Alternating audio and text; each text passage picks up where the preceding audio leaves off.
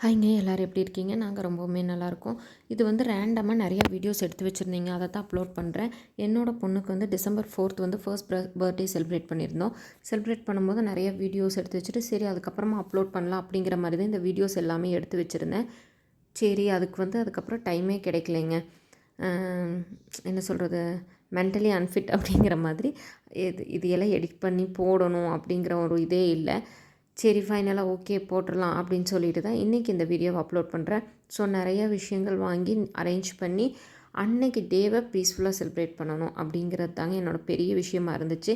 ஏன்னா வந்து last year எனக்கு அந்த டே அந்த மாதிரி இல்லை. ஸோ இந்த டே வந்து என் பொண்ணுக்கு நல்லா இருக்கணும் அப்படின்னு தான் இது பண்ணேன். முன்னத்தினாலே நிறைய ப்ரீ பிளான் துவைச்சி போடுறது எல்லாத்தையுமே எடுத்து வச்சுட்டு, அதாவது அந்த டேயில் வந்து நம்ம எந்த ஒரு ஹெட்டிக்கான ஒர்க்கும் வச்சுக்கக்கூடாது, எல்லாமே கம்ப்ளீட்டாக முடிச்சிடணும், ஜாலியாக என்ஜாய் பண்ணணும் அப்படின்னு மட்டும்தாங்க நினச்சேன். அப்படின்னு நினச்சது தான் பெரிய தப்பாக போச்சுங்க. எந்த அளவுக்கு ஹெக்டிக்காக போகுமோ அதை விட மோசமாக போச்சுங்க. எக்ஸ்பெக்டே பண்ணலை. அதாவது அதுக்கு முன்னத்து நாள் நைட்டு 7 o'clock ஸ்டார்ட் ஆனதுங்க. அன்றைக்கி day complete, next day complete ஆகிற வரைக்கும் அப்படி தான் போச்சு. சரி என்ன பண்ணுறது, எதாக இருந்தாலும் நம்ம தான் தாங்குவோம் அப்படின்னு சொல்லி கடவுள் முடிவு பண்ணிட்டார் போல் அப்படின்னு சொல்லி நினச்சேங்க.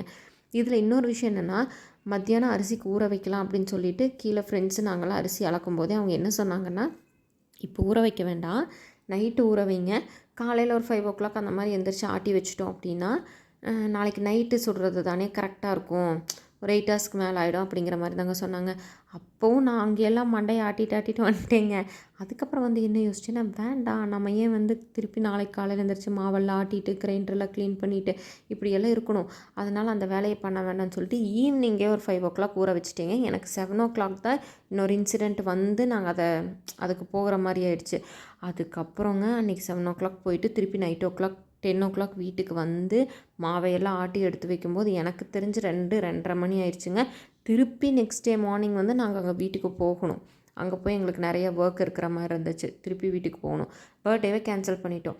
திருப்பி அந்த next day December 4th 5 o'clock மேலே தான், வேண்டாம் நம்ம குழந்தையோட ஃபர்ஸ்ட் பர்த்டே, நம்ம அப்படி பண்ணக்கூடாது, கேன்சல் பண்ணக்கூடாது எந்த விஷயத்துக்காகவும், அவளுக்கு ஒரு மெமரிஸ் இல்லாமல் போயிடும் அப்படின்னு சொல்லிட்டு திருப்பி ரிட்டன் வந்துங்க.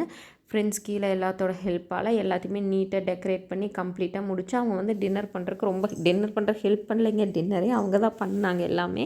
ஸோ பண்ணி வாங்கி வச்சுருந்தது எல்லாத்தையும் நீட்டாக இது பண்ணிட்டோம். கேக் மட்டும் ஆர்டர் பண்ணியிருந்தோங்க, அதை முன்னத்தினால் நாங்கள் கேன்சல் பண்ணிட்டோம் ஃபோன் பண்ணி. அதுக்கப்புறம் திருப்பி அண்ணாவுக்கு ஃபோன் பண்ணி ஒரு கேக் வாங்கிட்டு வர சொல்லியிருந்தோம். நாங்கள் அட்வான்ஸ் பே பண்ணியிருந்தோம் கேக்குக்கு, அதுக்காகவும் போய் ஒரு கேக்கை வாங்கிட்டு அதுக்கப்புறம் நீட்டாக ஹாப்பியாக பர்த்டேவை செலிப்ரேட் பண்ணியாச்சுங்க. என் பொண்ணு ரொம்ப ஹாப்பி. தேங்க்யூ.